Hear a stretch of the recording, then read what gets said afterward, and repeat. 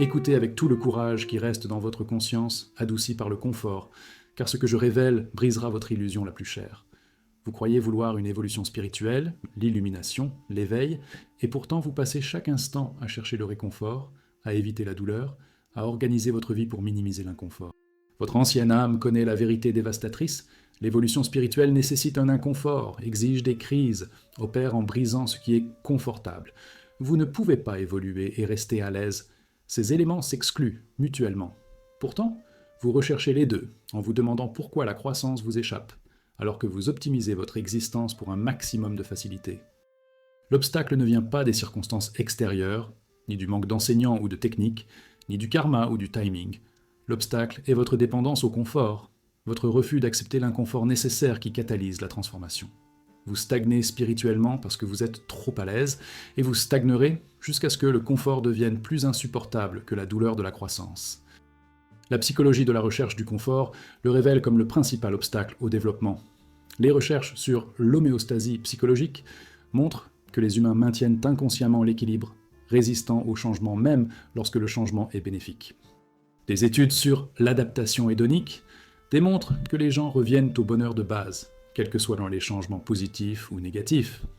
On s'adapte au confort, ce qui exige davantage pour se sentir satisfait. Les recherches sur l'état d'esprit de croissance par rapport à l'état d'esprit fixe révèlent que croire que les capacités sont fixes, une hypothèse confortable, empêche le développement, tandis que croire que les capacités peuvent croître, une réalité inconfortable exigeant des efforts, le permet. Les études sur les expériences transformationnelles montrent qu'elles impliquent généralement une crise, un inconfort ou un dysfonctionnement du fonctionnement normal. La recherche sur la neuroplasticité confirme que le cerveau change par le défi et l'inconfort, et non par le confort et la répétition de schémas connus. Votre zone de confort ne vous protège pas, elle vous emprisonne dans votre niveau de développement actuel, empêchant ainsi l'inconfort qui catalyserait l'évolution. Chaque tradition spirituelle enseigne que le réconfort est la mort spirituelle. Dans le bouddhisme, le Bouddha a quitté le confort du palais pour rechercher l'illumination à travers des pratiques ascétiques, puis a trouvé la voie médiane, non pas le confort, mais un effort équilibré. Le chemin nécessite d'affronter dukkha, la souffrance, l'insatisfaction, et non de l'éviter. Dans le christianisme, Jésus a dit « Entrez par la porte étroite. Large est la porte et spacieux le chemin qui mène à la perdition. » Un chemin confortable ne mène nulle part, un chemin difficile mène au salut. Les pères du désert recherchaient dans l'inconfort par l'ascèse, reconnaissant que le confort engendre la torpeur spirituelle. Dans l'hindouisme, les tapas, chaleur, austérité, sont une pratique essentielle. Le feu spirituel nécessite des frictions, de la chaleur et de l'inconfort. Dans le soufisme, le chemin implique des épreuves, des tests et un abandon du confort. Dans les traditions chamaniques, l'initiation implique une épreuve, quête de vision, voyage en médecine végétale, démembrement rituel. La transformation nécessite une crise qui brise l'identité confortable. Chaque tradition le sait. On ne peut pas évoluer en s'accrochant au confort. Le confort est un poison séduisant qui fait du bien tout en vous tuant spirituellement. Les mécanismes qui entretiennent la dépendance au confort opèrent par évitement inconscient. Premièrement, l'évitement de la douleur comme motivation principale. Vous structurez toute votre vie en évitant l'inconfort, en choisissant la simplicité plutôt que la signification, la familiarité plutôt que la croissance, le confort plutôt que la transformation. Deuxièmement, la rationalisation. Vous vous dites que vous avez besoin de soins personnels, d'équilibre, de douceur, des besoins légitimes, armés pour justifier d'éviter l'inconfort nécessaire. Troisièmement, le matérialisme spirituel. Vous recherchez des pratiques spirituelles qui vous font du bien, méditation relaxante, enseignement édifiant, validation des communautés, en évitant les pratiques qui vous mettent au défi, vous confrontent ou vous déstabilisent. Quatrièmement, distraction et engourdissement. Lorsqu'un inconfort survient, ennui, anxiété, vide, vous êtes immédiatement distrait ou engourdi plutôt que de rester assis avec lui et de découvrir ce qu'il enseigne. Cinquièmement, une augmentation progressive du confort. À mesure que vous éliminez les inconforts, la tolérance à tout inconfort diminue. Les petits désagréments deviennent intolérables, vous garantissant de rester dans une zone de confort plus étroite. Les symptômes de la dépendance au confort se manifestent par une stagnation déguisée en stabilité. Vous n'avez pas connu de percée ou de crise majeure depuis des années parce que vous avez soigneusement organisé votre vie pour les éviter. Votre pratique spirituelle est une routine agréable et non un creuset difficile. Vous évitez les professeurs, ou les enseignements qui vous dérangent, préférant ceux qui affirment votre compréhension actuelle. Vous n'avez pas pris de risque majeur, ni fait face à une peur significative depuis des années. Vos journées sont prévisibles, contrôlées, gérées, rien de sauvage, rien de chaotique, rien qui puisse vous briser. Vous vous sentez vaguement insatisfait, mais vous ne parvenez pas à identifier pourquoi. Vous êtes à l'aise, mais mort à l'intérieur. Vous sentez que vous êtes capable de faire plus, mais vous ne le poursuivez pas car la poursuite nécessite un inconfort. Vous lisez des articles sur la transformation, mais ne vous engagez pas dans des pratiques transformatrices. Tu veux l'évolution, mais seulement si cela ne fait pas mal, ne nécessite pas de sacrifice, ne perturbe pas votre vie confortable. C'est impossible. L'évolution nécessite la destruction de ce qui était confortable. Le protocole pour briser la dépendance au confort nécessite une pratique délibérée de l'inconfort. Premièrement, identifiez les limites de votre zone de confort. Qu'est-ce que tu évites ? Qu'est-ce qui vous semble trop dur, trop effrayant, trop inconfortable ? Énumérez-les spécifiquement. Deuxièmement, franchir délibérément une frontière. Choisissez quelque chose d'inconfortable mais pas dangereux. Douche froide, conversation difficile, entraînement stimulant, et faites-le. Remarquez la résistance, puis faites-le quand même. Troisièmement, asseyez-vous avec un inconfort sans le réparer. Lorsque de l'anxiété, de l'ennui ou de l'agitation survient, ne les distrayez pas et ne les résolvez pas immédiatement. Asseyez-vous avec, ressentez-le, étudiez-le. Quatrièmement, recherchez des pratiques et des enseignants stimulants. Si la pratique fait du bien, elle vous entretient probablement et non vous transforme. Trouvez ce qui vous met au défi. Cinquièmement, recadrez l'inconfort. Au lieu de « c'est mauvais, je devrais l'éviter », reconnaissez « c'est ici que se produit la croissance ». Et voici la vérité qui libère ou damne selon votre état de préparation. Vous êtes exactement aussi évolué que votre zone de confort le permet. Chaque plafond spirituel que vous avez atteint correspond à un seuil d'inconfort que vous ne franchirez pas. Vous voulez l'illumination, mais vous ne supportez pas l'inconfort de la méditation. Vous souhaitez une intégration de l'ombre, mais vous ne ferez pas face à votre obscurité. Vous voulez des relations authentiques, mais ne risquez pas l'inconfort de la vulnérabilité. Vous voulez un but, mais vous ne renforcerez pas la confusion de la recherche. Chaque envie associée à une exigence de confort vous garantit de rester là où vous êtes. L'univers ne retient pas votre évolution. Vous le faites à cause de votre dépendance au confort. Brisez la dépendance ou abandonnez l'aspiration. Il n'existe pas de voie confortable vers la transformation. Arrêtez de le chercher. Commencez à accepter l'inconfort nécessaire. Votre évolution attend de l'autre côté du confort que vous refusez de libérer.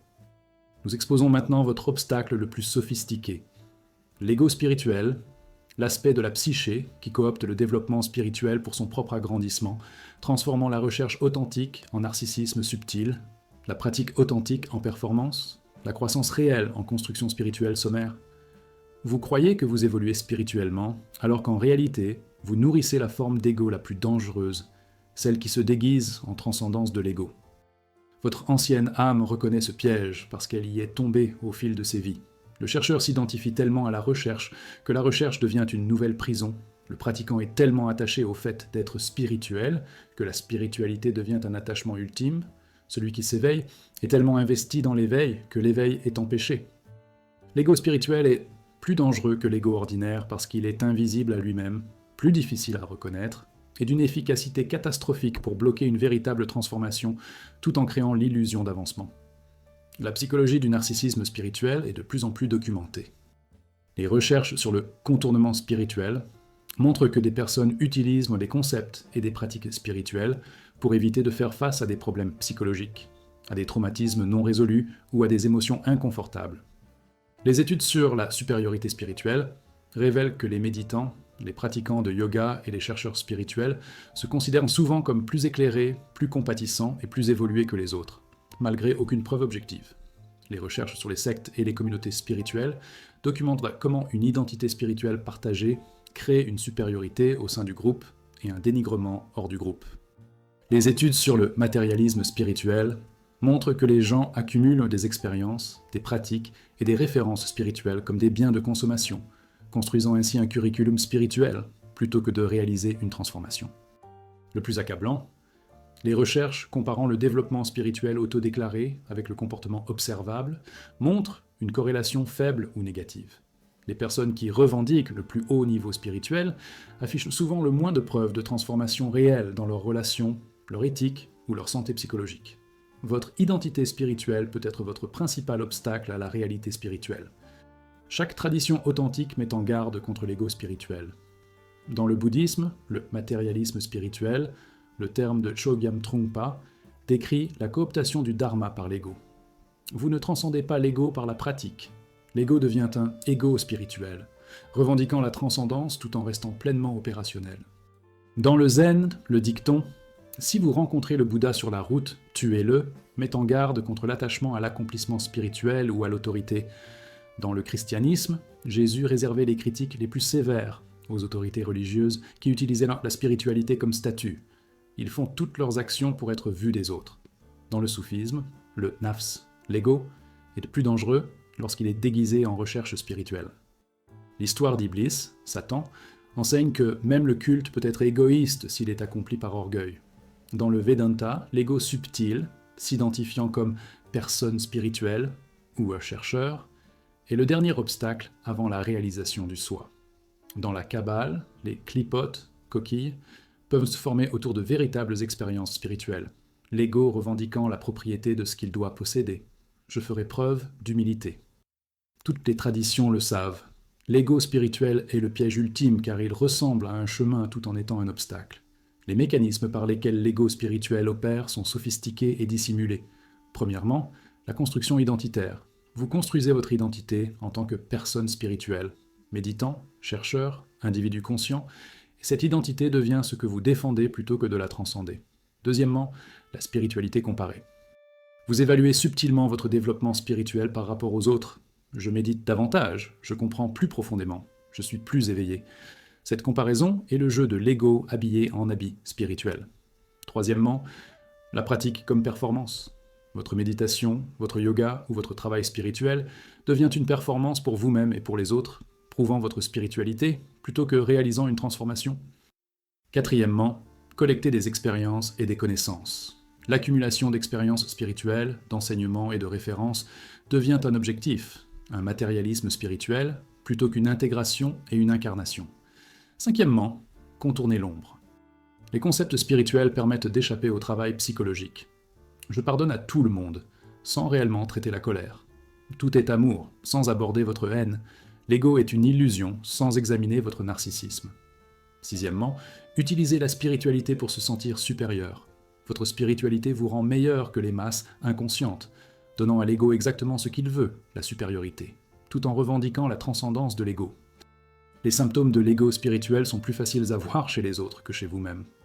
Vous vous sentez spirituellement supérieur aux personnes non éveillées. Vous êtes fier de vos pratiques, expériences ou idées spirituelles. Vous jugez les chemins spirituels des autres comme moins avancés que les vôtres. Vous êtes investi pour être considéré comme spirituel, conscient ou évolué. Vous utilisez un langage spirituel pour rejeter les critiques valables. C'est votre ego qui parle lorsque quelqu'un vous défie. Vous êtes plus intéressé par l'acquisition d'expériences spirituelles que par l'intégration d'expériences existantes. Vous pouvez parler avec éloquence de la non-dualité, tout en traitant les gens de manière double. Vous revendiquez l'absence d'ego, tout en affichant un ego évident. Vous êtes offensé lorsque quelqu'un remet en question vos réalisations spirituelles. Vous défendez votre professeur, votre pratique ou votre tradition en tant que supérieur. Vous estimez avoir droit à un traitement spécial en raison de votre évolution spirituelle. Votre spiritualité vous rend moins plutôt que plus humble, moins plutôt que plus responsable, moins plutôt que plus conscient de vous-même. Le protocole de reconnaissance et de démantèlement de l'ego spirituel requiert une honnêteté brutale. Premièrement, examinez les motivations. Pourquoi pratiquez-vous ? Pour une véritable transformation ou pour une identité, un statut, un sentiment de spécialité ? Soyez impitoyablement honnête. Deuxièmement, remarquez les réflexions comparatives. Lorsque vous pensez spirituellement aux autres, comparez-vous. Sentiment supérieur, jugez leur chemin. Ce sont des signaux spirituels de l'ego. Troisièmement, testez le comportement. Votre pratique spirituelle vous rend-elle plus gentil, plus patient, plus humble, plus éthique ? Ou simplement une apparence plus spirituelle ? Le comportement révèle la réalité. Les affirmations révèlent l'ego. Quatrièmement, bienvenue aux critiques. Lorsque quelqu'un remet en question votre identité ou vos réalisations spirituelles, remarquez votre réaction. La défensive révèle un investissement dans l'ego. Cinquièmement, pratiquez de manière anonyme. Supprimez l'aspect de reconnaissance sociale. Si vous ne pouvez pas pratiquer sans que personne ne le sache, votre pratique est une performance. Et voici la vérité dévastatrice. L'ego spirituel est la mort de la véritable spiritualité, déguisée en summum de l'accomplissement spirituel. C'est le boss final de l'évolution, le plus difficile à vaincre car il imite parfaitement ce qu'il bloque. Vous ne pouvez pas le vaincre par la pratique spirituelle, cela ne fait que le nourrir. Vous ne pouvez pas le transcender par la réalisation spirituelle, c'est sa forme ultime. Vous ne pouvez que le reconnaître, le voir fonctionner, l'admettre sans honte, et puis ne pas vous prendre si au sérieux. Riez de vos ambitions spirituelles, remettez en question votre identité spirituelle. Soyez prêt à n'être personne de spécial, rien d'impressionnant, juste un être humain ordinaire qui lutte comme tout le monde. La vraie spiritualité vous rend plus humain, pas moins, plus humble, pas plus fier, plus ordinaire, pas plus spécial. Si votre spiritualité vous fait vous sentir meilleur que les autres, supérieur, évolué, ce n'est pas de la spiritualité, c'est l'ego qui porte un costume spirituel. Retirez-le, tenez-vous nu. Que reste-t-il quand vous n'êtes pas spirituel, pas spécial, pas évolué, juste vous, ordinaire, confus, en difficulté? C'est là que commence une véritable transformation. Dans la reconnaissance que vous n'êtes rien de spécial, dans l'humilité que tu ne connais pas. Dans l'ordinaire, vous avez fui par la recherche spirituelle. L'ego spirituel doit mourir. Ne soyez pas transcendé, mourrez. Complètement, enfin, sans résurrection. C'est seulement alors qu'une véritable spiritualité pourra émerger. Mais l'ego combattra vicieusement cette mort. Il dira que cet enseignement parle de l'ego. Il se défendra. Remarquez cela, regardez-le, n'y croyez pas, tuez-le. C'est le travail. Maintenant, nous sommes confrontés à l'obstacle que vous avez passé toute votre vie à éviter. Votre ombre, les aspects rejetés, refoulés, niés de votre psychisme au-delà desquels vous ne pouvez pas évoluer tant que vous ne vous tournez pas vers eux, que vous ne les reconnaissez pas. Les intégrer. Vous croyez que vous êtes bloqué par des circonstances extérieures ou par le manque d'avancement spirituel, alors qu'en réalité, vous êtes bloqué par ce que vous refusez de voir en vous-même. Votre rage, votre égoïsme, votre cruauté, votre convoitise, votre envie, votre mesquinerie, votre manipulation, votre lâcheté. Votre ancienne âme sait que la plénitude nécessite de s'embrasser dans son intégralité, et pas seulement de parties acceptables, et pourtant vous avez consacré une énergie énorme à maintenir l'illusion que votre ombre n'existe pas. Ce refus ne vous protège pas des ténèbres, mais garantit que vous restez contrôlé par elles. Ce à quoi vous ne faites pas face, vous ne pouvez pas le transformer. Ce que vous ne reconnaissez pas, vous ne pouvez pas l'intégrer. Votre ombre n'est pas votre ennemi. Votre refus d'y faire face l'est. La psychologie du travail de l'ombre confirme sa nécessité. Carl Jung a identifié l'ombre comme contenant non seulement des traits négatifs, mais aussi tous les aspects de soi niés ou réprimés, y compris souvent des qualités positives qu'on vous a appris à rejeter. Les recherches sur la projection montrent que les traits que vous critiquez le plus chez les autres sont souvent ceux que vous niez chez vous-même. Les études sur la répression démontrent que le contenu supprimé ne disparaît pas mais opère inconsciemment, contrôlant le comportement tout en restant invisible à la conscience. La recherche sur la thérapie d'intégration montre que reconnaître et travailler avec les aspects rejetés de soi réduit l'anxiété, améliore les relations et augmente la santé psychologique. Des études sur la vie authentique révèlent même que les personnes qui acceptent toute leur complexité, y compris leurs aspects en négatif, déclarent un bien-être plus élevé que celles qui entretiennent une image d'elles-mêmes idéalisée. Plus important encore, la recherche sur le développement spirituel montre que ceux qui évitent le travail de l'ombre peuvent vivre des expériences spirituelles profondes, mais ne parviennent pas à les traduire en transformation durable. Votre ombre n'est pas un travail facultatif que vous pouvez ignorer, c'est une condition préalable à une véritable évolution. Chaque tradition de profondeur nécessite une confrontation dans l'ombre. En alchimie, le nigredo, le noircissement, est l'étape initiale où l'on affronte la prima materia, la matière brute, sombre et chaotique de la psyché. Vous devez entrer dans les ténèbres avant la transformation. Dans le christianisme, les pères du désert affrontèrent les démons, des ombres psychologiques extériorisées, dans le cadre d'une pratique spirituelle. Les 40 jours de Jésus dans le désert consistaient à affronter les tentations de Satan. Dans le bouddhisme, Mara, personnification des obstacles, attaque Bouddha avant l'illumination, représentant les forces de l'ombre qu'il faut affronter et non fuir. Dans les traditions chamaniques, l'initiation nécessite de confronter des aspects terrifiants de soi et de la réalité. Dans le soufisme, Nafs al-Amara, la maîtrise de soi, doit être vue et travaillée et non niée. En psychologie des profondeurs, Jung était explicite.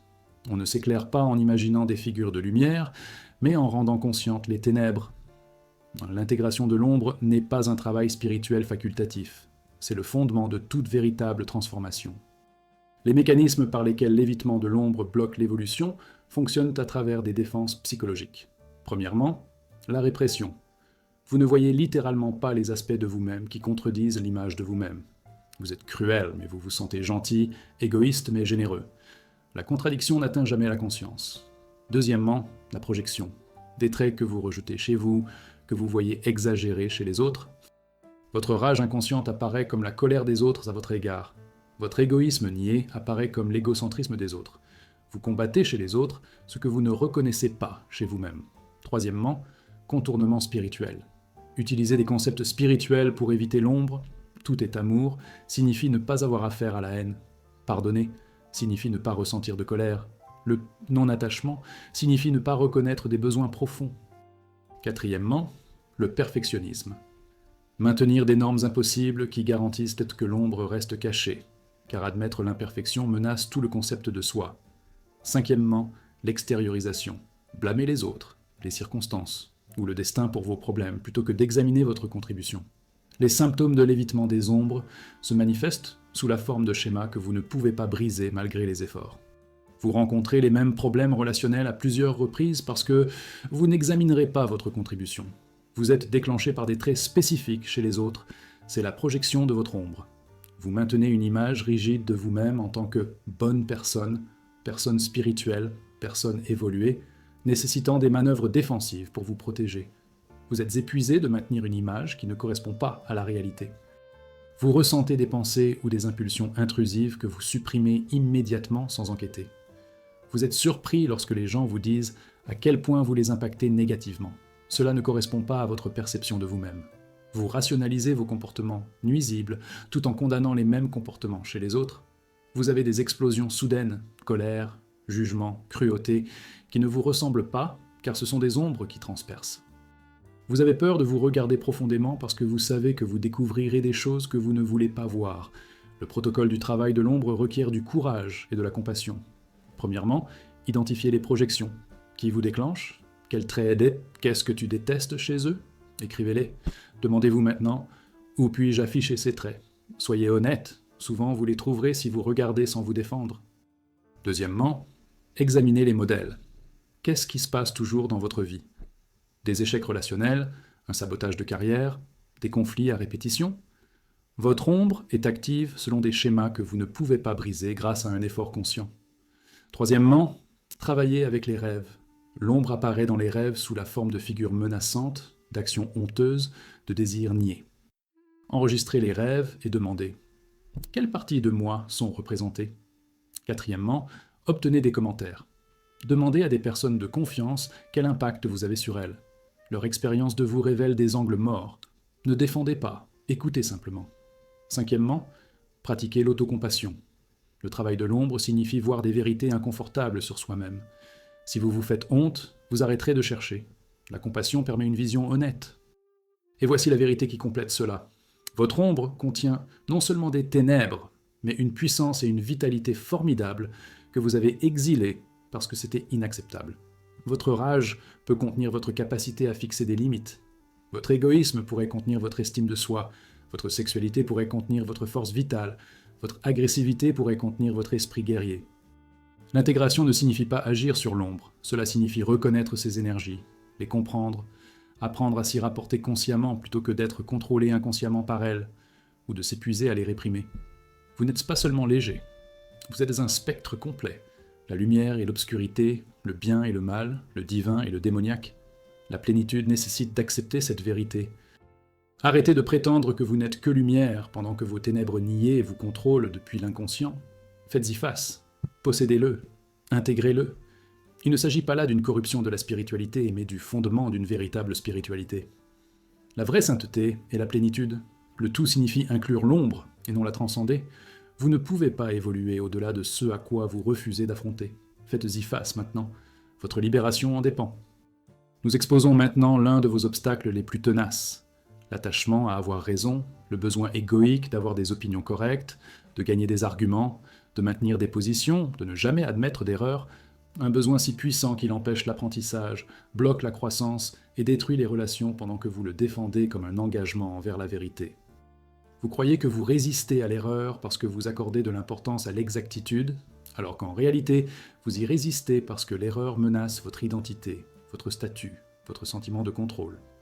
Votre ancienne âme sait que l'attachement au bien est un attachement à l'ego, que la volonté de se tromper est une condition préalable à la sagesse, que ceux qui sont les plus sûrs d'eux sont généralement les plus ignorants, tandis que ceux qui sont les plus humbles quant à leur connaissance sont souvent les plus sages. Chaque moment où vous défendez votre justesse est un moment où vous empêchez votre évolution. Vous ne pouvez pas apprendre en insistant sur le fait que vous savez déjà. Vous ne pouvez pas grandir tout en protégeant la compréhension actuelle. Votre attachement à avoir raison vous maintient dans l'erreur sur vous-même, sur la réalité, sur ce qui compte. La psychologie du fait d'avoir raison en tant que protection de l'identité est bien documentée. Les recherches sur la persévérance dans les croyances montrent que les gens maintiennent leurs croyances, même après que les preuves fondamentales ont été démystifiées. Des études sur le raisonnement motivé révèlent que les gens ne raisonnent pas pour trouver la vérité, mais pour étayer des conclusions prédéterminées. Les recherches sur l'effet retour de flamme démontrent que présenter aux gens des preuves contredisant leurs croyances renforce souvent ces croyances plutôt que de les modifier. Des études sur la dissonance cognitive montrent que l'inconfort psychologique lié au fait de se tromper est si inconfortable que les gens déforment la réalité plutôt que d'admettre leur erreur. Les recherches sur l'expertise montrent que les experts deviennent au fil du temps plus rigides dans leurs connaissances, moins capables d'incorporer de nouvelles informations qui contredisent leur expertise. Le plus révélateur, les études comparant l'apprentissage chez des personnes ayant un état d'esprit fixe, croyant qu'elles ont raison et devraient le rester, et un état d'esprit de croissance, pensant qu'elles peuvent se tromper et devraient s'actualiser, montrent des différences spectaculaires en termes d'adaptation, d'acquisition de compétences et de réussite. Votre attachement au bien n'est pas une vertu intellectuelle, c'est une défense psychologique qui bloque la croissance. Les traditions spirituelles enseignent constamment que la certitude est un obstacle à la sagesse. Dans le zen, l'esprit du débutant nécessite de libérer ce que vous savez percevoir avec fraîcheur. La tasse doit être vidée pour recevoir du nouveau thé. Dans la tradition socratique, la sagesse commence par « je sais que je ne sais rien », la reconnaissance de l'ignorance et non la revendication de connaissance. Dans le bouddhisme, l'attachement aux opinions, avoir raison sur la doctrine, la philosophie ou la pratique, est identifié comme une entrave empêchant la libération. Dans le taoïsme, la rigidité est signe de mort, flexibilité de vie. Lao Tzu, les raides et les rigides sont les disciples de la mort. Les doux et les indulgents sont les disciples de la vie. Dans le soufisme, la certitude concernant Dieu est considérée comme de l'arrogance. La réalité divine transcende la compréhension humaine, l'humilité à l'égard de la connaissance est de mise. Dans le christianisme, Paul a enseigné « Si quelqu'un croit savoir quelque chose, il ne sait pas encore comme il devrait le savoir ». La certitude révèle, l'ignorance est déguisée en sagesse. Chaque tradition enseigne. La volonté de se tromper démontre la sagesse. Insister pour avoir raison démontre une folie. Les mécanismes par lesquels l'attachement à avoir raison bloque l'évolution opèrent à travers une rigidité défensive. Premièrement, la protection de l'identité. Vos croyances deviennent votre identité. Se tromper sur ses croyances signifie se tromper sur qui nous sommes. Une menace existentielle. Vous défendez donc vos croyances sans tenir compte des preuves. Deuxièmement, le maintien du statut. Avoir raison confère un statut social, vous donne de l'autorité, vous accorde le respect. Se tromper coûte un statut. La justesse est donc protégée à tout prix. Troisièmement, contrôler l'illusion. Avoir raison, c'est avoir le contrôle, la compréhension, la maîtrise. Avoir tort ressemble à du chaos, de la confusion, de l'impuissance. Quatrièmement, les armes relationnelles. Avoir raison vous place en tête dans vos relations, donne tort aux autres et vous confère une supériorité morale. Ce pouvoir crée une dépendance. Cinquièmement, distorsion de la réalité. Plutôt que de changer vos croyances lorsque la réalité les contredit, vous déformez la perception de la réalité. Cela rend la croissance impossible. La réalité devient tout ce qui maintient votre justesse. Les symptômes de l'attachement à avoir raison imprègnent vos interactions. Vous ne pouvez pas discuter sans essayer de convaincre les autres ou de défendre votre position. Vous vous sentez attaqué lorsque quelqu'un n'est pas d'accord avec vos opinions. Vous interrompez pour corriger des erreurs factuelles mineures dans les déclarations des autres. Vous vous souvenez des moments où vous aviez raison et d'autres tort, en oubliant l'inverse. Vous recherchez des preuves à l'appui de vos positions tout en rejetant les preuves contradictoires. Vous ressentez de la satisfaction lorsque vous avez raison, de la dévastation lorsque vous avez tort. Vous avez de la rancune contre ceux qui vous ont prouvé le contraire. Vous changez de sujet lorsque les arguments ne vous conviennent pas. Vous considérez le succès des autres comme une menace s'il contredit vos prédictions. Vous ne pouvez pas dire « j'avais tort » sans réserve, « j'avais tort, mais… » ou « j'avais tort à l'époque, mais maintenant je sais ». Vous pensez que votre justesse compte plus que l'harmonie relationnelle. Vous préférez avoir raison plutôt que heureux, avoir raison plutôt que connecté, avoir raison plutôt que grandir. Le protocole pour libérer l'attachement à avoir raison nécessite une pratique délibérée d'avoir tort. Premièrement, admettez régulièrement que vous avez tort, pas comme une fausse humilité, mais une véritable gratitude lorsque vous découvrez des erreurs. Entraînez-vous à dire « j'avais tort à ce sujet, j'ai changé d'avis ». Deuxièmement, recherchez les expériences qui prouvent que vous avez tort. Engagez-vous délibérément avec des perspectives opposées aux vôtres pour découvrir ce qui vous manque. Troisièmement, remarquez la défensive. Lorsque vous ressentez le besoin de défendre votre position, faites une pause. Demandez « Est-ce que je défends la vérité ou défends l'ego » Habituellement, c'est l'ego. Quatrièmement, pratiquez l'humilité intellectuelle. Dites plus souvent « Je ne sais pas »,« Je me trompe peut-être » ou « C'est un point de vue ». Cinquièmement, valorisez les relations plutôt que la justesse. Lorsque vous êtes confronté à un choix entre avoir raison et maintenir l'harmonie, choisissez l'harmonie. Sixièmement, suivre les prédictions. Notez vos prédictions sur n'importe quoi, puis vérifiez leur exactitude plus tard. Vous découvrirez que vous avez tort plus que vous ne le pensez. Et voici la vérité libératrice. La plupart du temps, vous vous trompez sur la plupart des choses, et ce n'est pas grave. La réalité est extrêmement complexe. Votre perspective est limitée, vos informations sont incomplètes, votre raisonnement est erroné. Se tromper est un état normal pour un être fini dans une réalité infinie. Le problème n'est pas d'avoir tort, il s'agit de prétendre avoir raison, de défendre ses torts, d'attaquer les autres pour protéger ses illusions. Les personnes les plus sages ne sont pas celles qui ont le plus souvent raison, mais celles qui s'adaptent rapidement lorsqu'elles découvrent qu'elles ont tort. Ils ont leurs croyances à la légère, les mettent à jour fréquemment et apprennent continuellement.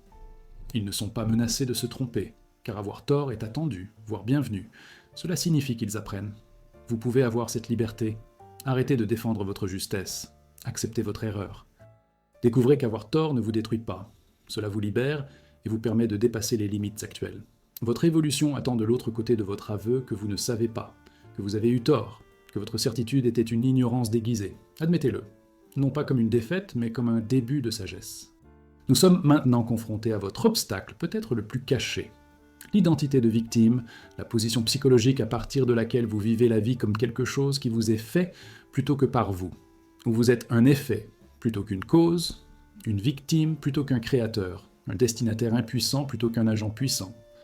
Vous avez cultivé cette identité, peut-être à travers une souffrance légitime, peut-être en découvrant ses récompenses, et maintenant vous l'utilisez comme une arme et un bouclier, une défense et une justification, incapable d'évoluer parce que l'identité de victime et l'autonomisation s'excluent mutuellement. Votre ancienne âme reconnaît ce modèle. Chaque humain, à un moment donné, a le choix entre rester victime des circonstances ou devenir créateur de sa réalité, et la plupart choisissent le statut de victime, parce que malgré ces souffrances, il s'agit de puissantes compensations auxquelles vous ne voulez pas abandonner. Votre identité de victime ne vous protège pas, elle est emprisonnée chez vous, et vous êtes à la fois prisonnier et geôlier, incarcéré par une histoire que vous ne cesserez de raconter sur votre impuissance. La psychologie de l'identité victime révèle son pouvoir de séduction. Les recherches sur les gains secondaires montrent que le rôle de victime procure des avantages. Attention, sympathie, responsabilité réduite, supériorité morale, excuse pour l'échec. Les études sur l'impuissance acquise démontrent qu'après avoir vécu des événements négatifs incontrôlables, les organismes cessent d'essayer de changer leur situation même lorsque le changement devient possible. L'impuissance devient une identité. Les recherches sur le lieu de contrôle externe montrent que les personnes qui croient que les forces externes déterminent les résultats sont plus déprimées et moins efficaces, mais elles maintiennent cette croyance parce qu'elles protègent l'estime de soi en externalisant le blâme. Les études sur l'identité de la victime dans les relations montrent qu'il s'agit d'un puissant outil de manipulation, contrôlé en paraissant faible, obligeant en souffrant. Les recherches sur les traumatismes montrent que, même si la victimisation initiale n'est pas choisie, le maintien de l'identité de la victime après le traumatisme est un choix. un choix dont les retombées psychologiques sont si puissantes que beaucoup le choisissent sans le savoir. Votre statut de victime vous sert, c'est pourquoi vous ne le publierez pas. Les traditions spirituelles sont impitoyables à l'égard de la conscience de victime. Dans le bouddhisme, vous créez votre réalité à travers le karma. Vous n'êtes pas victime des circonstances, mais auteur de celles-ci à travers vos actions passées. La mentalité de victime est une illusion qui empêche la reconnaissance de votre pouvoir créateur. Dans le stoïcisme, Épictète a enseigné « Ce qui compte, ce n'est pas ce qui vous arrive, mais la façon dont vous y réagissez. » La position de victime est le refus de reconnaître votre pouvoir sur la réponse. Dans le Vedanta, Maya, l'illusion, implique de croire que vous êtes un individu séparé et impuissant, plutôt que la conscience universelle jouant temporairement un rôle limité. Dans le christianisme, la conscience de victime est opposée à la conscience du Christ.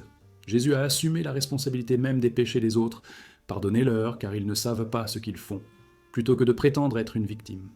Dans la Kabbale, se reconnaître comme créateur plutôt que victime, c'est comprendre sa nature divine. Dans les traditions chamaniques, récupérer le pouvoir signifie le récupérer de l'identité de victime qu'il extériorise. Chaque tradition enseigne. La conscience de victime est une incompréhension fondamentale de la réalité, principal obstacle à la maturité spirituelle. Les mécanismes qui maintiennent l'identité de la victime fonctionnent à travers des schémas inconscients. Premièrement, une attention sélective. Vous vous concentrez exclusivement sur la manière dont vous avez été lésé, blessé, victime, tout en ignorant ou en minimisant votre libre arbitre, vos choix et vos contributions. Deuxièmement, la narration. Vous avez répété des récits de victimisation que vous racontez à plusieurs reprises, renforçant ainsi votre identité par la répétition. Troisièmement, les modèles relationnels. Vous créez ou attirez inconsciemment des relations dont vous êtes victime, confirmant ainsi votre identité. Quatrièmement, la résistance aux solutions. Lorsqu'on vous propose de l'aide, des conseils ou des moyens de changer votre situation, vous expliquez pourquoi cela ne fonctionnera pas, prouvant ainsi que vous êtes impuissant. Cinquièmement, comparaison souffrance. Vous rivalisez pour savoir qui a le plus souffert, créant ainsi une hiérarchie de victimisation. Sixièmement, la manipulation émotionnelle. Utilisez votre souffrance pour contrôler les autres par la culpabilité, l'obligation ou la pitié. Les symptômes d'une identité de victime bien ancrée se manifestent par des schémas d'impuissance. Vous recevez les mêmes plaintes année après année, sans changement, ce qui prouve que vous êtes attaché à la plainte et non à la résolution. Vous décrivez votre vie comme une série de choses qui vous sont faites, jamais comme des choses que vous avez créées. Vous êtes passif, vous attendez que les autres changent, que les circonstances s'améliorent, que les secours arrivent. Vous êtes amer, plein de ressentiments et vous gardez un inventaire détaillé de la façon dont vous avez été lésé. Vous êtes convaincu que vos problèmes sont uniques et votre situation impossible. Vous êtes offensé par les suggestions selon lesquelles vous avez le pouvoir de changer votre situation. Vous vous sentez moralement supérieur à travers votre souffrance. Ceux qui n'ont pas souffert, comme vous ne peuvent pas comprendre, ne peuvent ne pas juger. Vous faites rapport aux autres principalement en partageant vos souffrances, en créant des liens grâce au statut de victime. Vous êtes plus à l'aise pour parler de problèmes que de solutions. Vous sabotez vos propres améliorations parce que le succès menace l'identité de la victime. Le protocole de divulgation de l'identité de la victime nécessite d'en reconnaître les avantages et de choisir différemment. Premièrement, identifiez les gains secondaires. Écrivez honnêtement « Qu'est-ce que je retiens de cette histoire de victime ?» Attention, une excuse pour ne pas essayer. Un haut niveau moral, contrôlé par la culpabilité. Soyez impitoyablement honnête. Deuxièmement, réécrivez votre histoire du point de vue de l'agence. Prenez les mêmes événements et racontez une histoire en vous concentrant sur vos choix, vos réponses, votre pouvoir. Ne pas nier ce qui s'est passé, mais souligner ce que vous avez fait de ce qui s'est passé. Troisièmement, arrêtez de vous plaindre. Réclamation rapide de 30 jours. Rien à redire sur quoi que ce soit. Lorsque vous remarquez une plainte, arrêtez-vous ou recadrez-vous vers la recherche de solutions. Quatrièmement, entreprendre une action en faveur de quelque chose que vous prétendez vouloir, mais dites que vous ne pouvez pas l'avoir. L'action prouve le libre arbitre. La passivité prouve un investissement dans l'identité de la victime. Cinquièmement, remarquez lorsque vous expliquez pourquoi les choses ne fonctionnent pas. C'est la victime que jeu identité se protégeant d'avoir tort. Et voici la vérité qui libère, ou offense selon votre volonté. Vous n'êtes pas une victime de votre vie. Vous créez, à chaque instant, votre vie à travers vos choix. y compris le choix de vous identifier comme victime. Oui, des choses terribles ont pu se produire. Oui, vous avez été véritablement une victime. Oui, les circonstances étaient injustes. Tout cela peut être vrai. Et c'est également vrai. Vous choisissez ce que vous faites de ces expériences. Vous choisissez quelle histoire vous racontez. Vous choisissez de rester identifié comme victime ou de vous identifier comme survivant, créateur, agent. L'identité de victime vous maintient dans le passé, dans l'impuissance, dans la souffrance. L'agence vous place dans le présent, dans le pouvoir, dans la possibilité. Chaque instant où vous maintenez votre identité de victime est un moment où vous niez votre pouvoir de changement. Ce n'est pas un blâme, c'est une reconnaissance de la réalité. Vous avez toujours eu plus de pouvoir que vous ne l'aviez reconnu. Vous avez toujours été plus responsable que vous ne l'avez admis. Vous avez toujours été capable de faire plus que ce que vous aviez tenté. L'identité de victime vous a protégé de voir cela, parce que cela vous obligerait à agir, à prendre vos responsabilités, à cesser de recevoir les récompenses de l'identité de victime.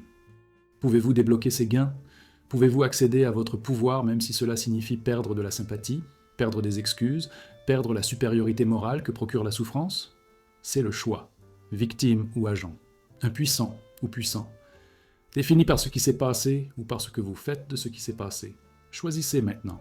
Votre évolution en dépend. Nous exposons maintenant la forme la plus insidieuse d'auto-tromperie, le contournement spirituel, l'utilisation de concepts, de pratiques et de croyances spirituelles pour éviter de faire face à des blessures psychologiques, des émotions inconfortables, des traumatismes non résolus et un travail de développement nécessaire. Vous parlez de pardon tout en nourrissant de la rage, prêchez l'amour inconditionnel tout en étant incapable d'entretenir des relations intimes, revendiquez le non-attachement tout en étant profondément attaché à paraître détaché, discutez de la conscience d'unité tout en jugeant tout le monde différent de vous.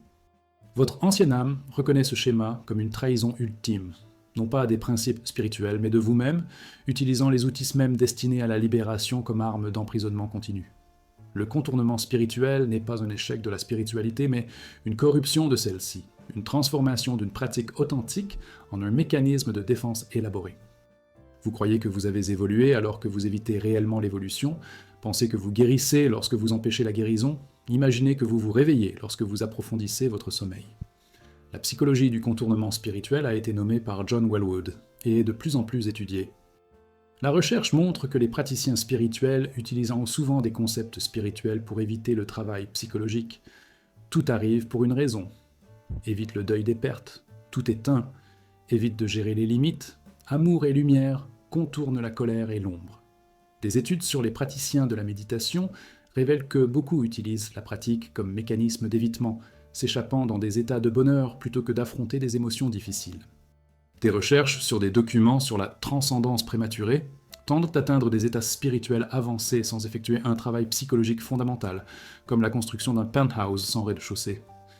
Études comparant les praticiens spirituels qui effectuent un travail psychologique à ceux qui ne montrent pas de différence spectaculaire en termes de capacité relationnelle, de régulation émotionnelle et de comportement éthique. La recherche sur les traumatismes montre que les croyances spirituelles peuvent empêcher le traitement du traumatisme. C'était censé se produire. Vous empêche de reconnaître le mal. Le pardon vous pousse à réprimer la colère avant de la traiter. Votre spiritualité peut être votre principale défense contre une véritable guérison. Chaque tradition authentique met en garde contre l'utilisation de la spiritualité comme moyen d'évasion. Dans le bouddhisme, le matérialisme spirituel consiste à utiliser le dharma pour éviter la souffrance plutôt que pour la traiter. La bonne pratique implique d'affronter dukkha, la souffrance, et non d'y échapper par des états de félicité. Dans le christianisme, Jésus a critiqué les pharisiens qui utilisaient l'observance religieuse pour éviter une véritable transformation. Vous nettoyez l'extérieur de la coupe, mais à l'intérieur, vous êtes plein d'avidité.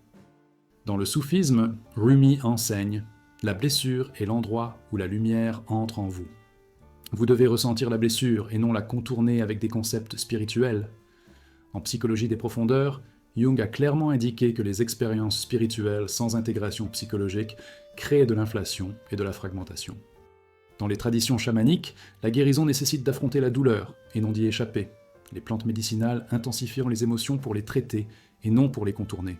Chaque tradition le sait, la véritable spiritualité inclut les ombres, les émotions, les blessures. Elle ne les transcende pas prématurément ni ne les évite spirituellement.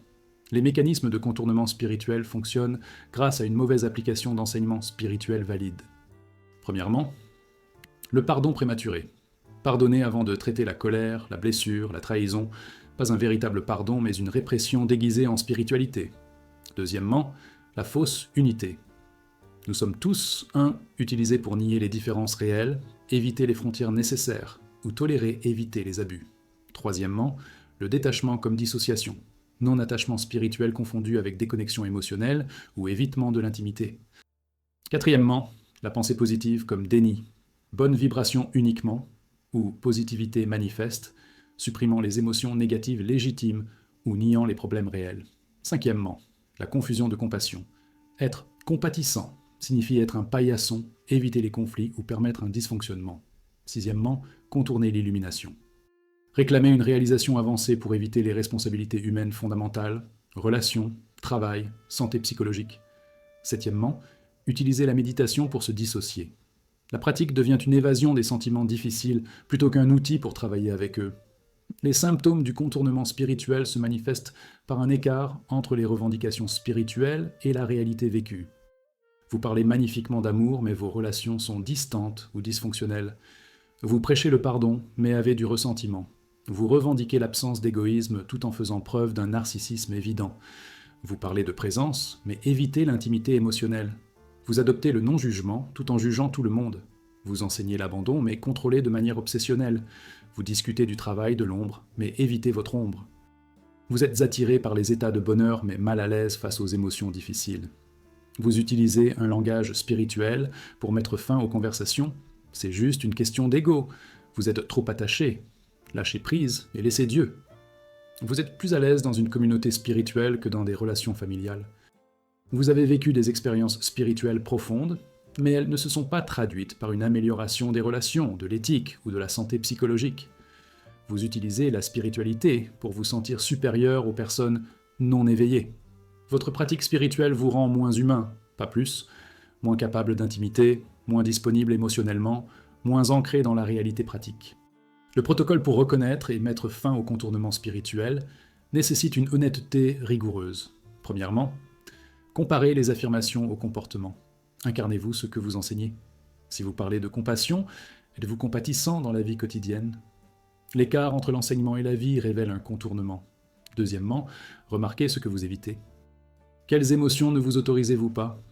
Quels sujets dans les groupes spirituels mettent tout le monde mal à l'aise? Ce que vous évitez collectivement, c'est ce que vous contournez. Troisièmement, examinez vos relations. Sont-ils profonds, intimes, authentiques ou superficiels, distants, fondés sur une identité spirituelle partagée? La qualité des relations révèle si la spiritualité vous ouvre ou vous défend. Quatrièmement, ressentez votre corps. Bypass vit dans la tête. Concepts, croyances, idées. Plongez dans le corps et ressentez. Quelles émotions y sont stockées? Quelle douleur n'a pas été traitée? Le corps ne ment pas. Cinquièmement, recherchez l'avis de personnes qui vous connaissent intimement, pas seulement spirituellement. Demandez « Quel impact ai-je sur vous? Où voyez-vous des lacunes dans mon comportement ?» Écoutez sans défendre, protocole avancé. Engagez délibérément ce que vous avez contourné. Si vous avez utilisé « tout arrive pour une raison pour éviter le chagrin », laissez-vous pleurer sans cette croyance. Si vous avez utilisé la méditation pour échapper à la colère, asseyez-vous avec colère sans la méditer. Si vous avez utilisé la conscience d'unité pour éviter les frontières, entraînez-vous à dire non. Si vous avez utilisé le pardon pour éviter de traiter la trahison, laissez-vous ressentir toute la rage de la trahison. Il ne s'agit pas d'abandonner la spiritualité, c'est une spiritualité honnête qui inclut toute l'expérience humaine, pas seulement les parties confortables. Et voici la vérité qui révèle le contournement. La vraie spiritualité vous rend plus capable d'être pleinement humain, de ressentir toutes les émotions, d'entretenir des relations saines, de vivre de manière éthique, d'assumer ses responsabilités, pas moins. Si votre spiritualité vous rend plus spatial, moins ancré, moins capable d'intimité, moins disponible émotionnellement, moins responsable, ce n'est pas de la spiritualité, c'est un contournement. La vraie transcendance inclut l'immanence. La véritable illumination inclut le fait d'être humain. Le véritable non-attachement inclut un attachement sain. La véritable unité implique d'honorer la différence. Le vrai pardon inclut le traitement de la colère. Le véritable abandon implique de passer à l'action. Vous ne pouvez pas ignorer le travail humain en passant directement au concept spirituel. L'esprit ne contourne pas le psychisme, il l'intègre. Arrêtez d'utiliser la lumière pour éviter l'obscurité. Arrêtez d'utiliser la transcendance pour éviter l'immanence. Arrêtez d'utiliser la spiritualité pour éviter l'humanité. L'évolution que vous recherchez exige que vous soyez d'abord pleinement humain, et non que vous transcendiez prématurément l'humanité. Descendez des hauteurs spirituelles, soyez en désordre, ressentez vos sentiments, occupe-toi de ta merde, ayez des conversations difficiles, traitez votre traumatisme, travaillez avec votre ombre, établissez de véritables relations, vivez de manière éthique, non pas en raison de croyances spirituelles, mais en raison de valeurs intégrées. C'est la vraie spiritualité. Le genre qui vous transforme de fond en comble, pas celui qui crée une personnalité spirituelle tout en laissant le noyau intact. Votre contournement doit prendre fin, sinon votre évolution restera fantastique. Choisissez une véritable transformation ou une performance spirituelle. Vous ne pouvez pas avoir les deux. Maintenant, nous sommes confrontés à l'obstacle que vous vous êtes caché, la peur de votre propre pouvoir, la terreur de celui-ci. Couvrant ce dont vous êtes réellement capable, le sabotage inconscient de votre potentiel, car posséder votre pouvoir nécessiterait une responsabilité, une visibilité et une transformation d'identité que vous n'êtes pas prêt à libérer. Vous prétendez que les forces extérieures vous limitent, les circonstances, les autres, le manque de ressources, alors qu'en réalité, vous vous limitez, en vous arrêtant systématiquement juste avant votre capacité réelle, car l'atteindre briserait votre identité confortable et vous obligerait à vivre différemment. Votre ancienne âme vous a vu approcher votre pouvoir à plusieurs reprises au cours de vos vies, puis vous retirer dans la peur, préférant les limitations familières à une habilitation inconnue. Il ne s'agit pas d'un processus inconscient que vous ne pouvez pas voir. Si vous regardez honnêtement, vous savez exactement quand vous vous sabotez, exactement comment vous restez petit, exactement pourquoi vous préférez être une victime plutôt qu'un libre arbitre. Votre peur de votre pouvoir est plus grande que votre désir de le posséder. Jusqu'à ce renversement, vous resterez prisonnier d'une fraction de votre potentiel, sécurisant mais étouffant. La psychologie de la peur et du pouvoir est documentée dans la recherche thérapeutique et développementale. Les recherches sur l'auto-handicap montrent que les gens créent inconsciemment des obstacles à leur propre réussite pour protéger leur estime de soi. Si vous échouez alors que vous êtes handicapé, cela ne prouve pas que vous êtes inadéquat. Des études sur le syndrome de l'imposteur révèlent que les gens se sentent souvent frauduleux précisément lorsqu'ils s'approchent d'une véritable compétence. Le pouvoir déclenche la peur d'être exposé. Les recherches sur le problème de la limite supérieure, le concept de Gay Hendricks, montrent que les gens ont une tolérance inconsciente à l'égard du succès, du bonheur ou du pouvoir, et qu'à l'approche de cette limite, ils sabotent pour revenir au niveau familier. Les études sur les traumatismes montrent que les survivants d'abus ont souvent peur de leur propre pouvoir, parce que le pouvoir était ce que possédait leur agresseur, assimilant inconsciemment le pouvoir au mal. La recherche sur les femmes et le pouvoir documente le conditionnement culturel, selon lequel le pouvoir n'est pas féminin, créant ainsi un profond conflit entre pouvoir et identité. Le plus révélateur, les études sur le succès montrent que la peur du succès est souvent plus grande que la peur de l'échec, car le succès nécessite de maintenir un niveau plus élevé de fonctionnement, de visibilité et de responsabilité. Votre pouvoir est disponible, votre peur bloque l'accès. Les traditions spirituelles enseignent que la peur du pouvoir divin intérieur est le principal obstacle à la réalisation.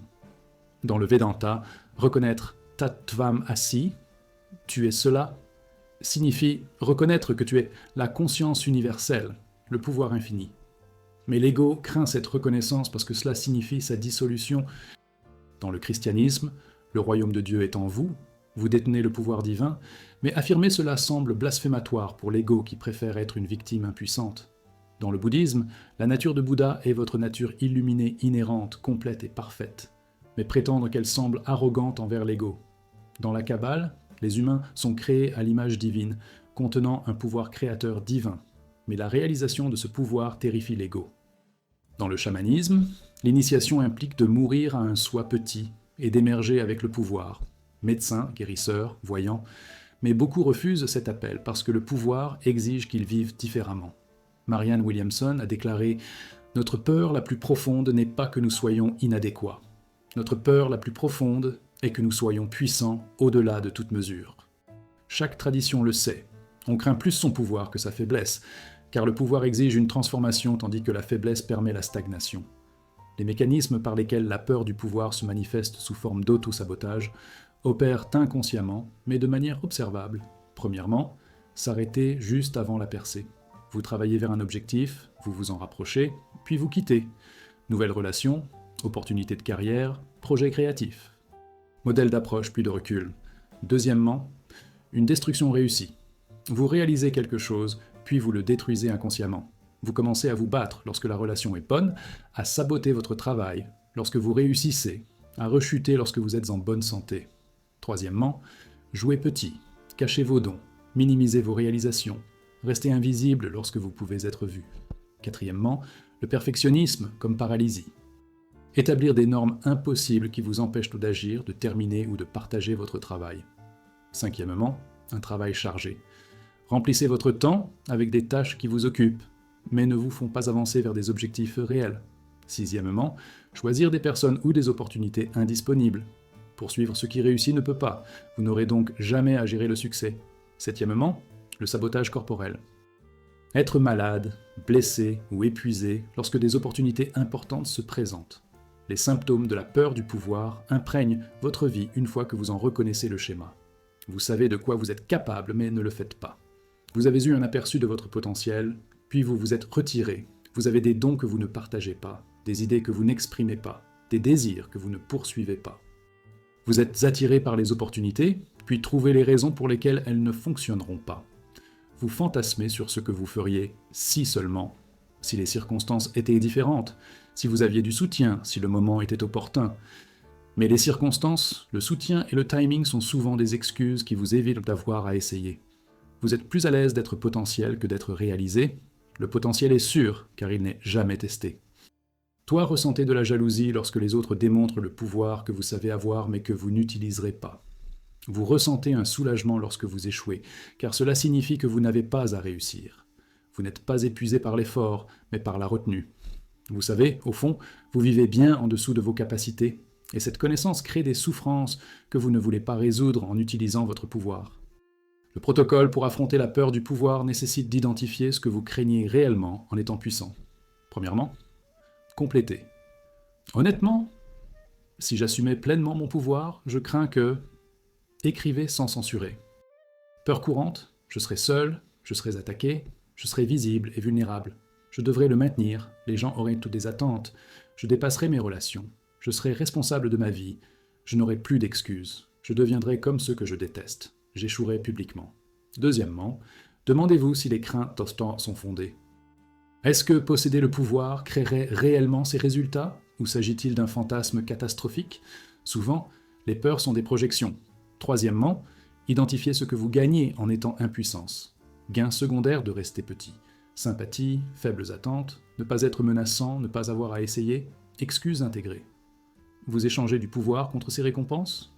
Est-ce que ça vaut le coup? Quatrièmement, entreprendre des actions de petite puissance. Faites quelque chose qui sort légèrement de votre zone de confort. Prenez la parole, partagez votre travail, prenez un risque. Remarque, vous survivez. Le pouvoir ne vous détruit pas. Cinquièmement, trouvez des modèles. Identifiez les personnes qui possèdent leur pouvoir sans devenir ce que vous craignez. Cela prouve que différentes manières sont possibles. Et voici la vérité qui catalyse ou terrifie. Vous êtes bien plus puissant que vous vous êtes permis de le savoir. Et vous avez gardé ce secret pour vous, parce que le savoir vous obligerait à agir. Chaque limitation que vous affirmez, pas assez de temps, d'argent, de soutien, de talent, de chance, est vraie en surface mais fausse en profondeur. Le véritable obstacle n'est pas externe, mais interne. Votre refus d'être aussi puissant que vous l'êtes réellement. Cette réticence n'est pas une faiblesse. C'est une stratégie de protection qui n'est plus utile. Peut-être avez-vous appris que le pouvoir est dangereux. Peut-être avez-vous vu des abus de pouvoir. Peut-être que revendiquer le pouvoir semble égoïste ou arrogant. Ce sont des préoccupations valables qui ont créé un modèle de protection valide. Mais maintenant, la protection vous emprisonne. Vous n'êtes plus un enfant en danger qui doit cacher son pouvoir pour survivre. Vous êtes un adulte doté d'un libre arbitre, de ressources et de capacités. Votre pouvoir ne vous détruira pas, il vous libérera. Mais vous devez être prêt à être visible, responsable et puissant. Vous devez être prêt à dépasser celui que vous avez été pour devenir celui que vous êtes capable d'être. Vous devez être prêt à être puissant non seulement dans votre imagination, mais aussi dans la réalité. C'est terrifiant. Faites-le quand même. Votre évolution attend de l'autre côté de votre peur de votre pouvoir. Entrez-y, pas par imprudence, mais avec courage. Pas avec arrogance, mais avec authenticité. Votre pouvoir n'est pas votre ennemi, votre peur l'est. Libérez la peur, réclamez le pouvoir. Devenez ce que vous avez toujours su que vous pourriez être. C'est le travail. Nous sommes maintenant confrontés à l'encre qui vous maintient enchaîné au niveau actuel. La réticence à sacrifier ce qui est connu, identité familière, relations confortables, circonstances prévisibles, modèles établis, pour accéder à un territoire inconnu où l'évolution existe mais où la certitude n'existe pas. Vous parlez de vouloir une transformation tout en saisissant tout ce qui doit être libéré pour que la transformation se produise. Votre ancienne âme connaît la vérité à laquelle vous résistez. L'évolution exige la mort, la véritable transformation exige des sacrifices. Entrer dans un nouveau territoire signifie quitter l'ancien territoire. Devenir différent signifie cesser d'être ce que vous étiez. Pourtant, vous voulez une évolution sans perte, une transformation sans mort, une nouvelle vie sans sacrifier l'ancienne vie. C'est impossible. Vous ne pouvez pas donner naissance à un nouveau moi tout en conservant votre ancien moi. Vous ne pouvez pas entrer inconnu tout en saisissant connu. Votre refus de sacrifier ce qui est connu n'est pas une sagesse pratique protégeant des choses de valeur. C'est une lâcheté existentielle qui empêche le saut qui pourrait vous libérer. La psychologie de la résistance au changement révèle sa fonction protectrice. Les recherches sur l'aversion aux pertes montrent que les humains ressentent les pertes environ 2 fois plus intensément que les gains équivalents. Vous surévaluez ce que vous avez, sous-évaluez ce que vous pourriez avoir.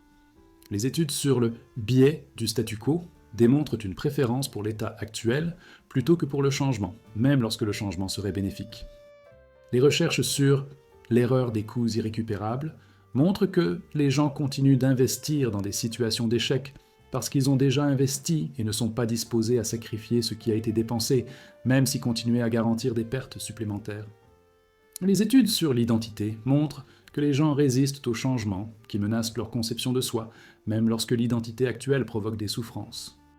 La recherche sur les relations révèle que les gens restent dans des relations insatisfaisantes pendant des années, parce que la peur de l'inconnu dépasse à elle seule l'insatisfaction connue. Votre résistance n'est pas un calcul rationnel, c'est une peur primitive de perdre ce que l'on sait, même lorsque le savoir est douloureux, même lorsque l'inconnu promet la libération. Chaque tradition spirituelle lathion exige le sacrifice du connu. Dans l'initiation chamanique, vous devez mourir symboliquement, ou parfois littéralement, votre ancien moi démembré et votre nouveau moi né. Vous ne pouvez pas retourner au village comme la même personne que vous avez quittée. Dans le christianisme, à moins qu'un grain de blé ne tombe en terre et ne meure, il reste seul, mais s'il meurt, il porte beaucoup de fruits. La mort du vieil homme est une condition préalable à la résurrection. Dans le bouddhisme, abandonner les attachements n'est pas une pratique facultative, mais un travail nécessaire. L'attachement au connu vous maintient dans le samsara. En alchimie, solve et coagula, dissoudre et coaguler, nécessitent de briser la forme actuelle avant qu'une nouvelle forme n'émerge. Dans la Kabbale, Shevira, briser les récipients, était nécessaire avant tikkun, réparation à un niveau supérieur. Dans l'enseignement hindou, neti, ni ceci, ni cela, est le déni systématique de tout ce qui est connu pour découvrir ce qui reste. Chaque tradition enseigne, il faut sacrifier le connu pour découvrir le réel. Mais le sacrifice terrifie l'ego, qui est lui-même le premier connu à libérer. Les mécanismes qui maintiennent l'attachement au connu opèrent par la peur et la rationalisation. Premièrement, un fantasme catastrophique. Vous imaginez les pires résultats possibles du changement tout en oubliant le pire résultat possible de la stagnation. Deuxièmement, idéalisation du connu. Lorsque vous envisagez de partir, vous ne vous souvenez que des bons aspects de la situation actuelle, oubliant pourquoi vous vouliez partir. Troisièmement, minimiser la souffrance. Vous vous dites que la situation actuelle n'est pas si mauvaise, que vous pouvez la tolérer, que les choses pourraient s'améliorer sans que vous changiez. Quatrièmement, l'externalisation des exigences. Vous attendez que des circonstances extérieures imposent le changement. Maladie, crise, demande extérieure, plutôt que de le choisir. Cinquièmement, ajustement progressif. Vous apportez de petits changements qui empêchent une transformation complète nécessaire. Réorganisez les chaises longues pendant que le Titanic coule. Sixièmement, la protection de l'identité. Le changement menace qui vous êtes, et l'ego acceptera la souffrance plutôt que la dissolution de l'identité. Les symptômes de la réticence à sacrifier ce qui est connu se manifestent sous forme de blocage que vous rationalisez. Vous savez que la relation est terminée, mais restez pour les enfants, les finances, la peur de la solitude, le confort de la famille. Vous savez que le travail endort votre âme, mais restez pour la sécurité, les avantages sociaux, la peur de l'inconnu.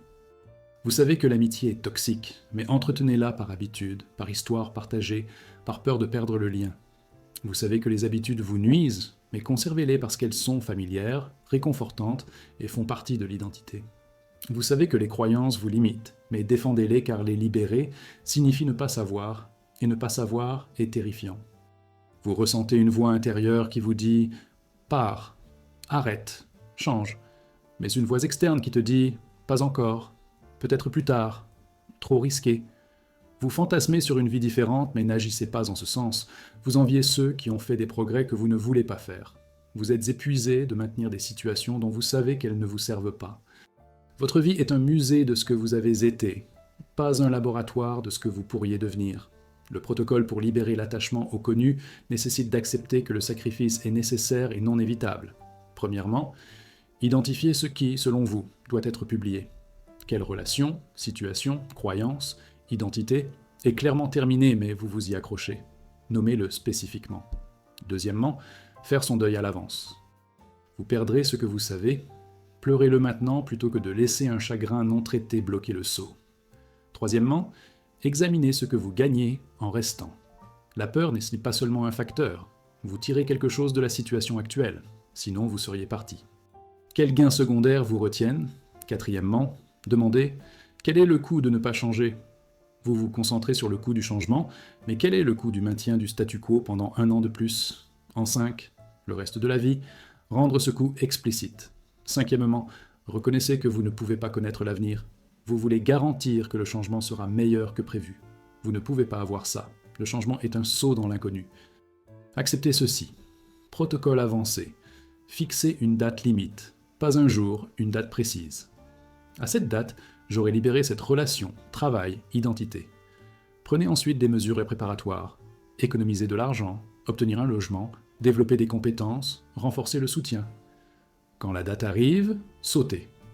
La décision est déjà prise, maintenant vous l'exécutez. Cela supprime les délibérations sans fin qui vous maintiennent coincés. Et voici la vérité qui exige du courage. Tout ce que vous saisissez finira par vous être pris.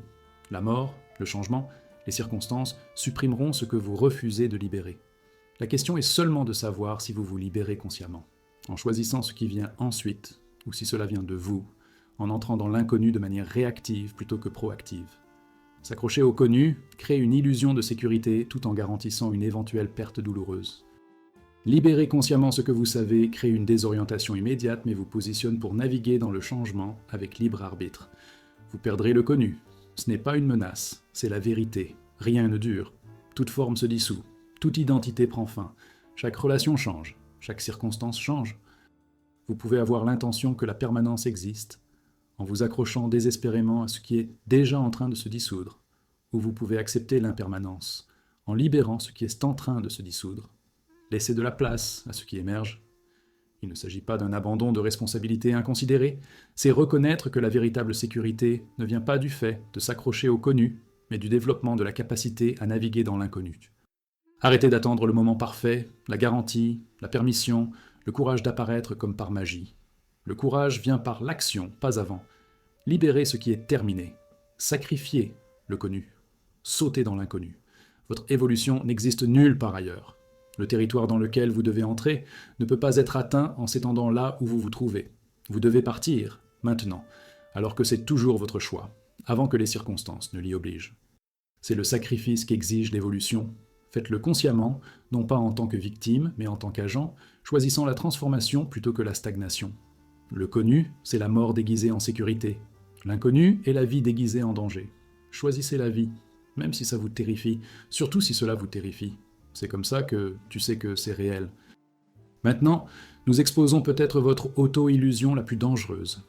L'illusion que vous avez déjà évolué, que vous avez fait le travail, que vous êtes arrivé, qu'une transformation supplémentaire est inutile ou n'est qu'un raffinement d'un état déjà atteint. Vous lisez des livres spirituels, assistez à des ateliers, pratiquez la méditation, parlez le langage de l'éveil. Et, à partir de cette conclusion, vous évoluez, alors que vos relations restent dysfonctionnelles, vos émotions non régulées, votre ombre non intégrée, votre comportement inchangé. Votre ancienne âme reconnaît cela comme la forme finale du matérialisme spirituel. Prendre la familiarité avec les concepts pour l'incarnation de la vérité. l'accumulation d'expériences pour l'intégration de la sagesse, l'accomplissement de la spiritualité pour l'actualité de la transformation. Cette illusion est catastrophique car elle empêche un véritable travail. Si vous croyez être arrivé, pourquoi continueriez-vous à voyager ? Votre croyance en votre évolution est le plus grand obstacle à votre évolution. La psychologie de la supériorité illusoire s'applique au développement spirituel. Les recherches sur l'effet Dunning-Kruger montrent que les personnes les moins expertes surestiment leurs compétences, tandis que les experts sous-estiment les leurs. Appliqués spirituellement, ceux qui sont véritablement évolués reconnaissent à quel point ils ne savent pas, tandis que ceux qui sont peu développés revendiquent une réalisation avancée. Des études sur le contournement spirituel montrent que des personnes utilisent des pratiques spirituelles pour éviter le travail psychologique, tout en croyant avoir évolué. Les recherches comparant le développement spirituel autodéclaré avec des mesures objectives de la santé psychologique, de la capacité relationnelle et du comportement éthique montrent une corrélation faible ou négative. Les personnes se considérant comme très développées présentent souvent des déficits de développement. Les études sur les communautés spirituelles révèlent une culture de développement assumée, empêchant une évaluation honnête. Le plus révélateur, la recherche sur l'éveil montre qu'une véritable transformation produit des changements spécifiques observables. Une compassion accrue, une réactivité diminuée, une équanimité stable, une humilité authentique. Si ces éléments ne sont pas présents, la véritable évolution ne l'est pas non plus, quelles que soient les expériences revendiquées ou les pratiques accumulées. Toute tradition authentique met en garde contre les prétentions prématurées à la réalisation. Dans Zen, il y a 10 images de troupeaux de bœufs montrant le voyage complet. La plupart des étudiants confondent les premières étapes avec l'achèvement. Trouver le bœuf n'est pas l'illumination, ça commence. Dans le bouddhisme, l'entrée dans le courant, première étape de l'éveil, est significative, mais loin d'être une libération complète. Il reste 4 étapes, nécessitant une pratique continue. Dans le christianisme, la nuit noire de l'âme fait souvent suite à de profondes expériences spirituelles. Ce qui semblait être une arrivée était une préparation à une purification plus profonde. Dans le soufisme, les étapes du développement sont cartographiées, makam, et chaque étape révèle ce qu'il en reste. Dans la Kabbale, l'arbre de vie ascendant montre que la plupart des pratiquants restent dans les séphiros inférieurs, tout en croyant avoir accédé aux séphiros supérieurs. Dans le Vedanta, jnana, la connaissance, sans vijnani, vijnana, la compréhension intégrée, est insuffisant. Les traditions s'accordent, une véritable évolution est rare. Les affirmations d'évolution sont courantes, et le fait de confondre les premières expériences avec une réalisation complète est le principal piège qui empêche l'achèvement réel.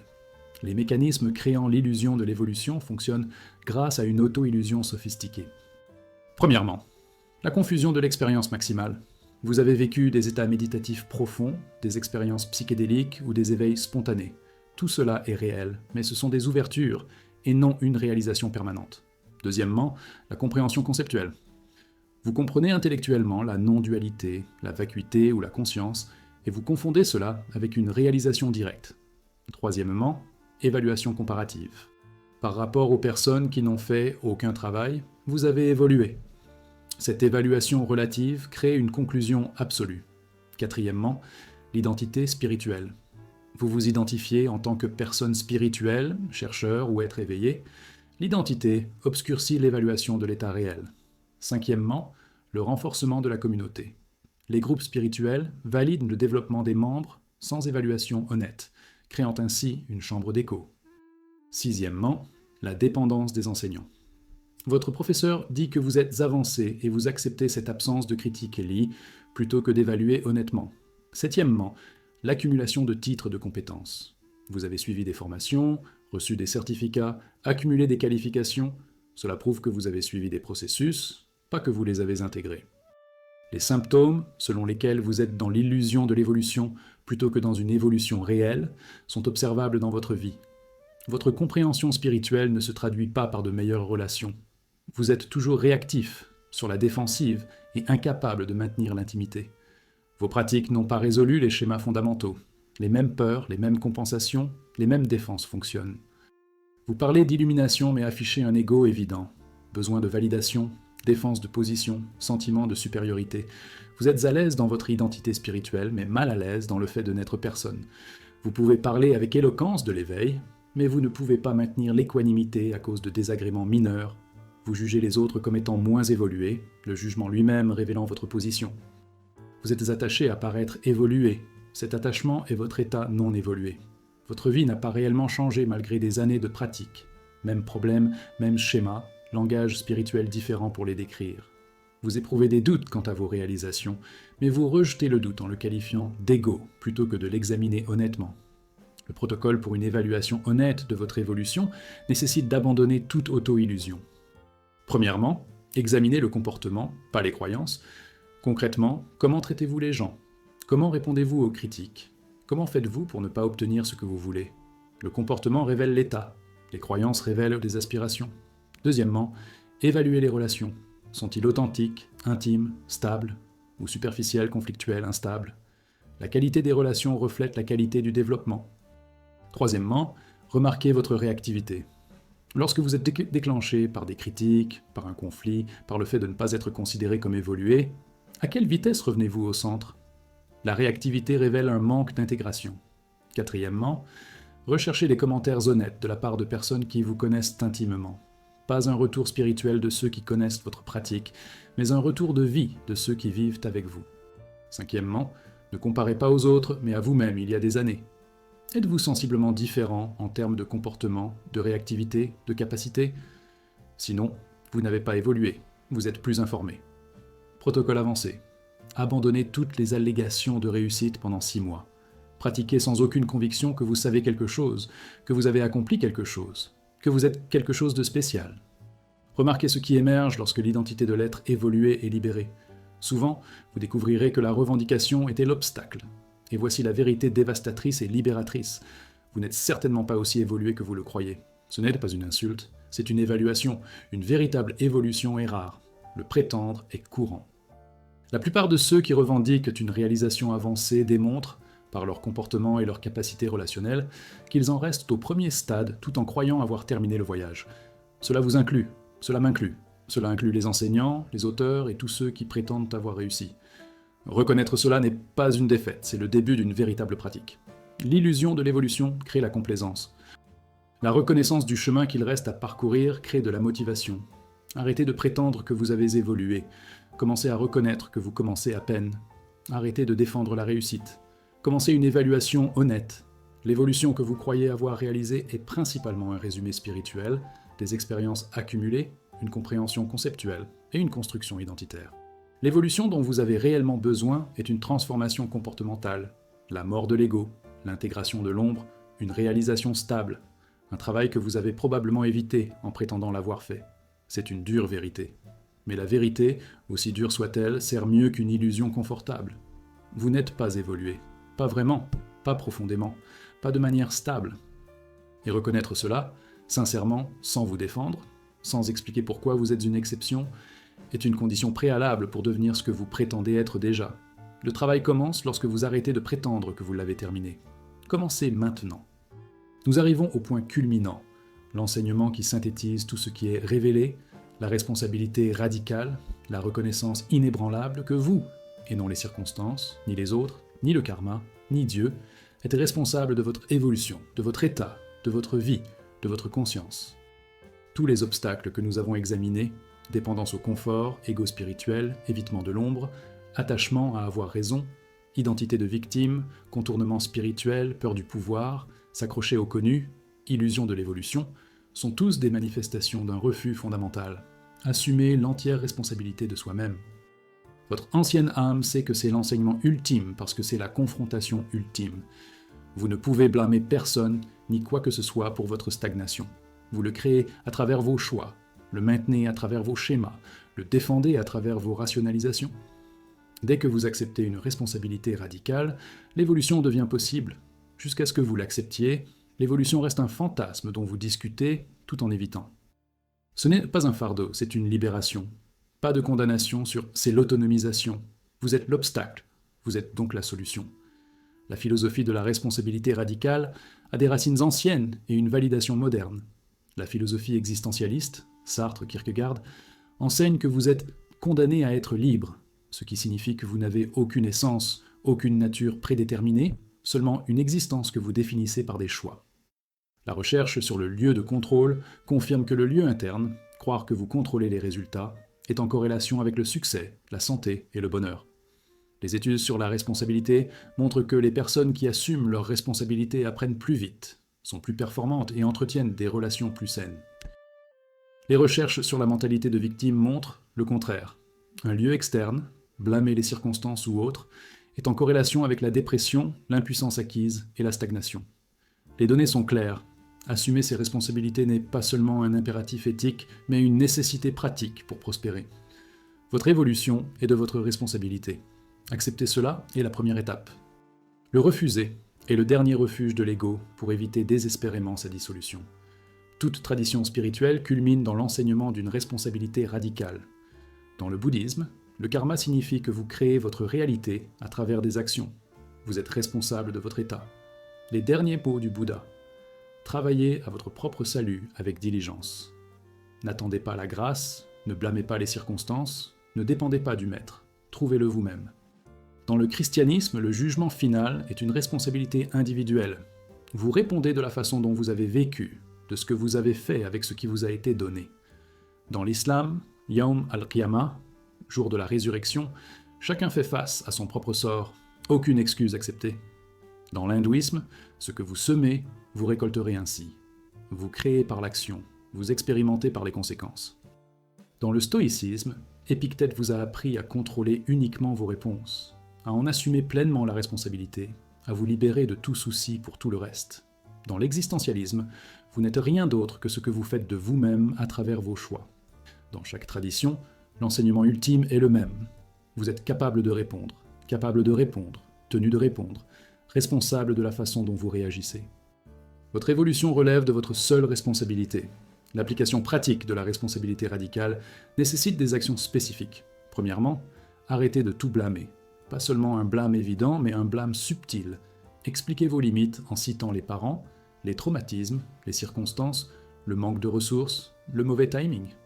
Il peut s'agir de facteurs, mais ils ne sont pas déterminants. Vous choisissez ce que vous faites avec les facteurs. Deuxièmement, arrêtez de vous plaindre. Se plaindre est un refus de responsabilité déguisé en communication. Lorsque vous vous plaignez sans agir pour changer ce dont vous vous plaignez, vous choisissez l'impuissance. Troisièmement, arrêtez toutes les excuses. Lorsque vous ne faites pas ce que vous dites que vous ferez, n'expliquez pas pourquoi. Reconnaissez que vous avez choisi de ne pas le faire. Les excuses externalisant la responsabilité. Quatrièmement, possédez votre impact. Quand quelqu'un vous raconte comment vous l'avez affecté, ne le défendez pas et ne l'expliquez pas. Reconnaissez son expérience et votre responsabilité dans sa création. Cinquièmement, revendiquez votre pouvoir.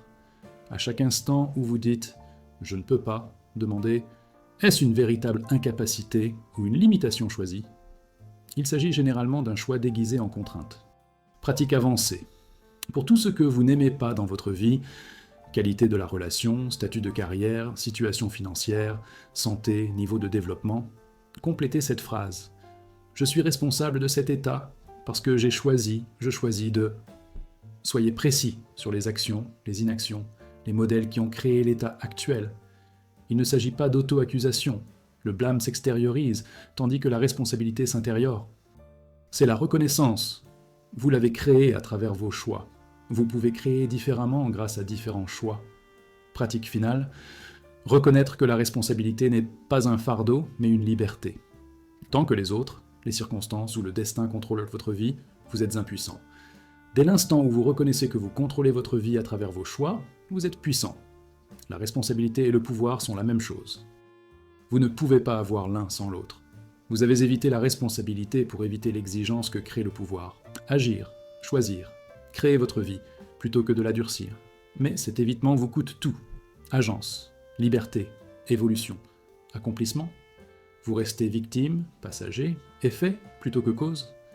La responsabilité radicale vous transforme de victime en créateur, de passager en conducteur, d'effet en cause. Et voici la dernière vérité qui vous transforme ou vous dégonfle. Vous êtes entièrement responsable de votre évolution spirituelle. Ni votre professeur, ni votre pratique, ni la grâce, ni le karma. Vous. Votre professeur peut vous montrer du doigt. Tu dois marcher. Votre pratique peut préparer, il faut intégrer. La grâce peut offrir, vous devez recevoir. Le karma peut fournir des conditions. Vous devez répondre. Chaque obstacle à votre évolution, c'est vous. Votre recherche de confort, c'est vous. Votre ego spirituel, c'est vous. Votre évitement de l'ombre, c'est vous. Votre attachement à avoir raison, c'est vous. Votre identité de victime, c'est vous. Votre contournement spirituel, c'est vous. Votre peur du pouvoir, c'est vous. Vous saisissez le connu, c'est vous. Ton illusion d'évolution, c'est toi, vous tous. Non pas parce que vous êtes mauvais, mais parce que vous êtes puissant. Assez puissant pour créer tous ces obstacles, donc assez puissant pour les supprimer. C'est une bonne nouvelle, déguisée en dure vérité. Si les obstacles étaient extérieurs, vous seriez impuissant. Puisque les obstacles, c'est vous, vous pouvez les changer. Tout de suite. Pas un jour, lorsque vous serez prêt, lorsque les circonstances s'aligneront, lorsque vous en aurez envie. Maintenant. En assumant radicalement la responsabilité de tout. Arrêtez de blâmer, de se plaindre, d'excuser, s'approprier vos modèles, vos impacts, vos choix. Revendiquez votre pouvoir de créer différemment. Acceptez que votre évolution est et a toujours été de votre responsabilité et que personne ne vient vous sauver, vous réparer, vous faire évoluer. Vous devez vous sauver, vous devez vous réparer, vous devez évoluer vous-même. C'est le travail. Pas agréable, pas confortable, pas facile, mais nécessaire. Et possible, parce que vous êtes l'obstacle et la solution. Le travail commence et se termine avec vous. Prenez vos responsabilités, responsabilité totale, responsabilité radicale. Maintenant. Tout change quand vous le faites. Ce ne sont pas les circonstances. Elles changent lentement, voire pas du tout. Mais vous changez immédiatement. De l'impuissance à la puissance, de victime à créateur, de coincé à évolutif. Le choix vous appartient. Cela a toujours été le cas. Arrêtez de prétendre le contraire. Prenez vos responsabilités. Alors agissez. Votre évolution vous attend. Il a toujours attendu. Pour que vous arrêtiez de regarder à l'extérieur et reconnaissiez, vous êtes ce que vous cherchez. C'est vous qui le bloque. Vous êtes ce qui le libère. Commencez.